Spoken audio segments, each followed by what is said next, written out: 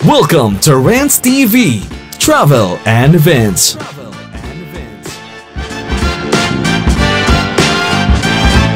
Hello guys, nandito naman po tayo ngayon sa boundary ng Marikina City and Pasig City. Please samahan niyo po ako mag-update dito sa Pasig Marikina Mega Dike Project as of today, January 4, 2025. Yung tapat po natin ay Marikina Riverbank. Nandito po tayo sa side ng SM City Marikina. Ayan po ang SM City Marikina. Nandito po ako ngayon sa along Marcos Highway. Ayan po ang Marcos Highway Bridge. And dito po ako sa side ng Marikina. At doon po sa tapat natin ang side ng Pasig City. Pupunta din po tayo dyan mamaya.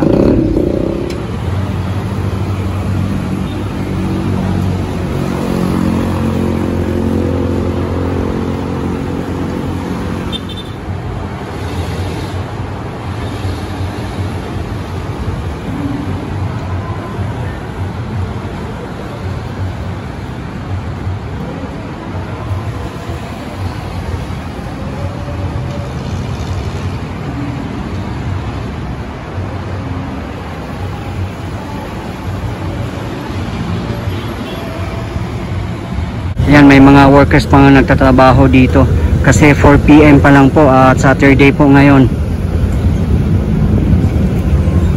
Ayan po, at matagal ko na rin po itong nakikita. Marami na pong baha ang dumaan dito. Yan po ang parking ng SM City Marikina. Inaabot po yan ng baha pag malalaking baha talaga. Pinapasok po yan. So kung matatapos itong Mega Dike Project, at napakalaking tulong po ito sa mga nakatira dito sa malapit sa ilog. Ayan po, nakita nyo naman po ang progress at mataas din po yung wall. Sana po matapos na po ito at nagkakahalaga pa naman po ito ng multi-billion pesos. Diba, napakalaki po, matagal pa siguro itong matatapos. Yung project na to ay sa panahon pa ni former President Rodrigo Duterte under Build program ni Senator Mark Villar. Ayan po, di ba, matagal-tagal na rin po.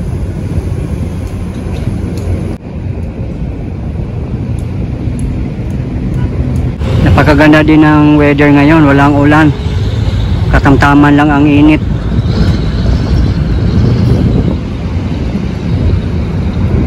Ayan po ang status ng river dito. Ibang kulay nga po at daming mga basurang nakalutang. Ayan po, oh. Yan nga po kahit anong gawin pa ng government, linis dito, linis doon, kung wala naman po tayong disiplina sa mga sarili natin, tapon pa rin tayo ng tapon ng mga basura, lalo na sa mga ilog, mga kanal, sa mga estero at kung saan pa.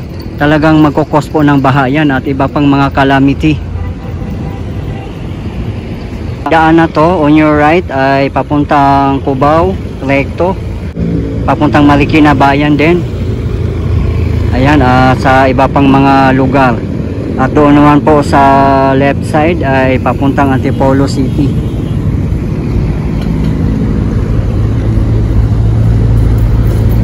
Ayan, yung train na po na yan ay papuntang Recto, the last station, Recto, Manila. May update din po ako sa Bagong Bayan, Quezon City and Manggahan, Pasig City. Nasa aking previous video po.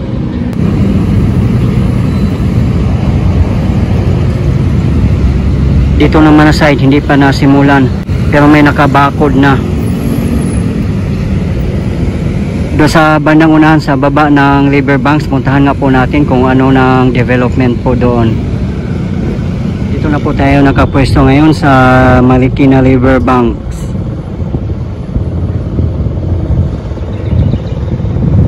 Ayan po ang Mega Dike Project.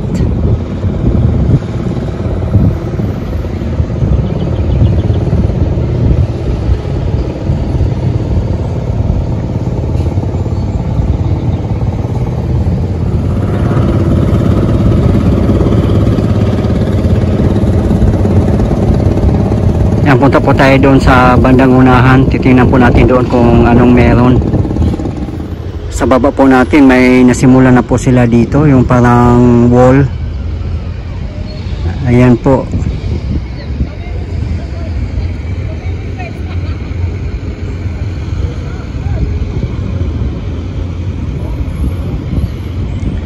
Yan po ang Marikina River Parks. Yan, may carnival pa doon. Christmas saya. Yan, marami pang mga workers nagtatrabaho dito since around 4 PM pa naman.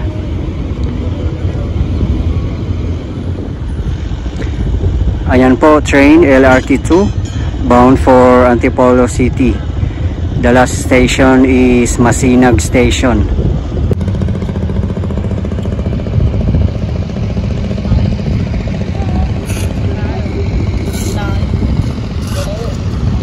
Mga nag-aabang po sa Pasig Marikina River Mega Dike Project. Diba guys, sa pagkaganda tingnan at napakasarap sa feeling na may makikita tayong mga ganitong development dito sa ating bansa. Basta patuloy lang po tayong sumuporta sa ating pamahalaan, lalong-lalo na po sa mga namumuno, para hindi po tayo mapag-iwanan ng ibang bansa. Para tuloy-tuloy po ang pag-angat ng Pilipinas guys. Kaya support lang po tayo.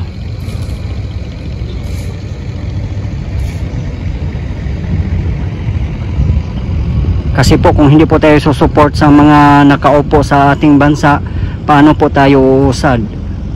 Kung panay siraan dito, siraan doon, wala pong mangyayari sa ating bansa, mas lalo po tayong maghihirap.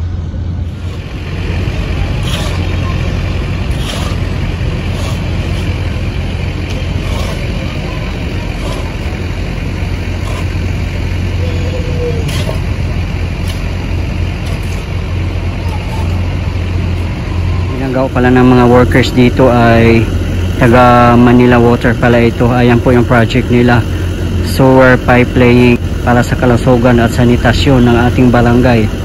Salamat sa inyong pangunawa. Sewer pipe laying pala po yan, hindi po pala siya sa Mega Dike Project. At po sa tapat natin ay park po yan. Mayroong tulay din dati dito. Ngayon kasi po ongoing construction yung Mega Dike Project, kaya wala na po. Matagal na rin po na walang park dyan.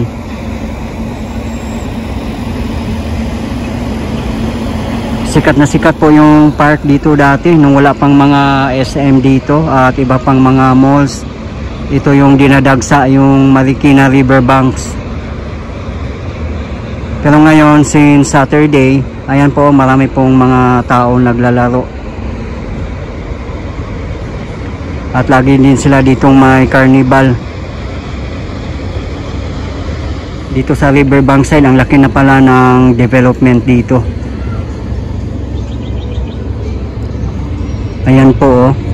Kasi kung doon ka banda sa SM Marikina or sa Marcos Bridge, hindi mo makikita. So kailan pala nating lumapit talaga dito. Ayun po oh. Nakita nyo guys. Punta din tayo doon sa malapit pa.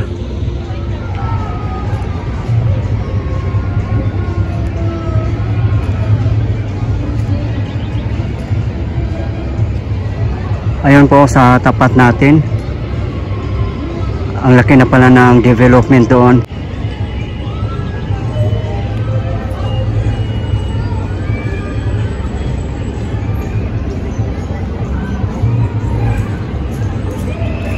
Ayan po yung mga matataas sa building ay Eastwood City in Quezon City.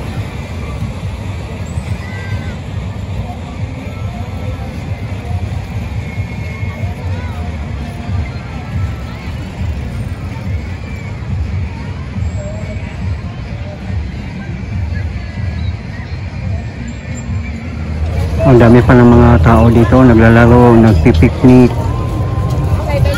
Wow. Ang saya pala dito ngayon. Ayun po ang Mega Dike Project. Yan po ay papuntang bayan ng Marikina.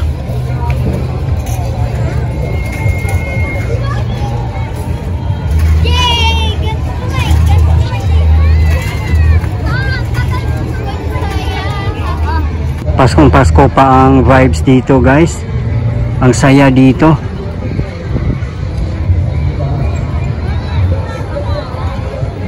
Yan, marami din mga kainan dito.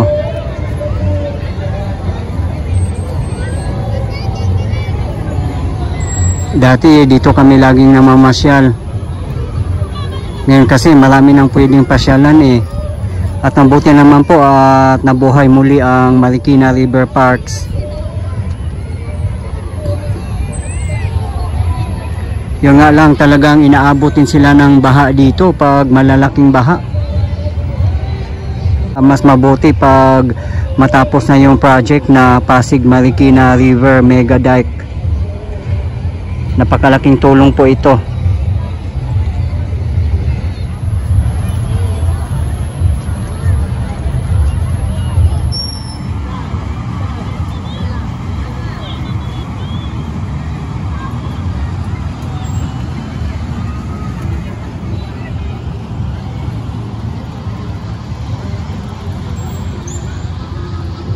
Sa mga matagal na pong hindi nakapamasyal dito sa Marikina River Banks, mamasyal na po kayo dito. Ang saya pala dito. Ayan o, as you can see, ang daming mga namamasyal.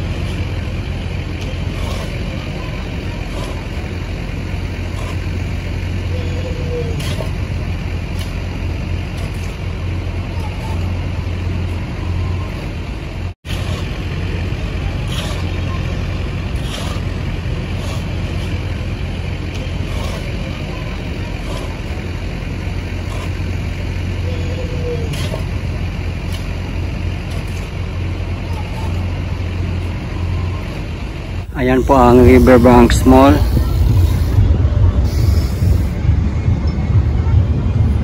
At sa tapat naman po ay SM City Marikina. Ayan po ang SM City Marikina. Kung galing po tayo ng Marikina Riverbanks, hindi na po tayo makatawid dito kasi dati may tulay dito eh. Wala na po yun guys, sa mga hindi po nakakaalam. Kung gusto po natin pumunta doon sa SM City Marikina, doon po tayo dumaan sa Marcos Bridge. Ayun po. Ganda sana guys na may boat rides dito along Marikina River hanggang Pasig River. Kung malinis na yung river natin dito. Papuntang Pasig River Esplanade, pa Manila Bay, di ba? Napakaganda.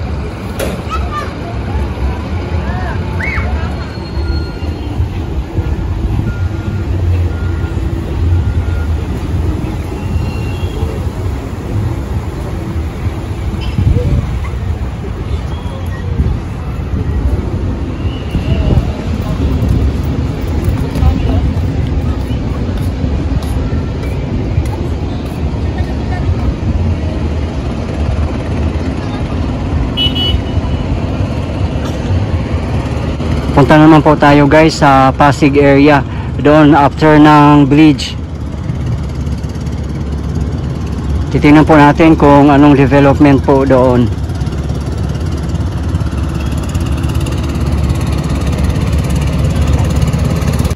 Napakalapit lang po dito.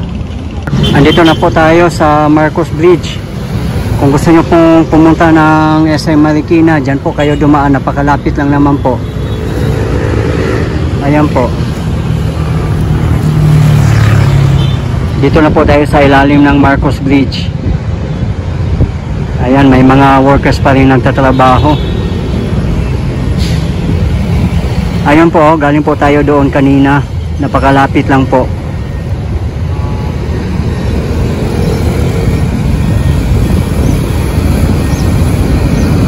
Ayan, pag umapaw yung Marikina River, umaabot po yan dyan sa may Bancheto, yung tubig.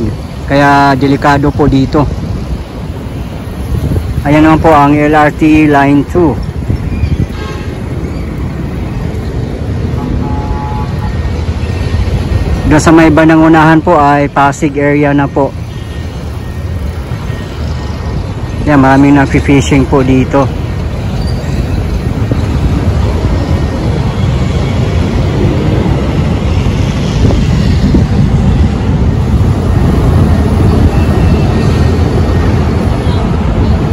Bound for Antipolo po yan. The station is Masinag Station.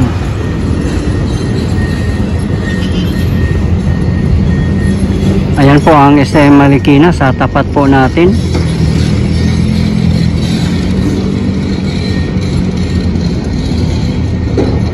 Malaki na rin pong improvements dito sa Marikina side. Nakita nyo naman po yung mga dinaanan natin kanina.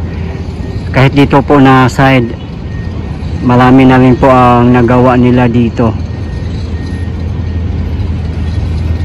May update din po ako sa Manggahan, Pasig City and Bagong Bayan, Quezon City area.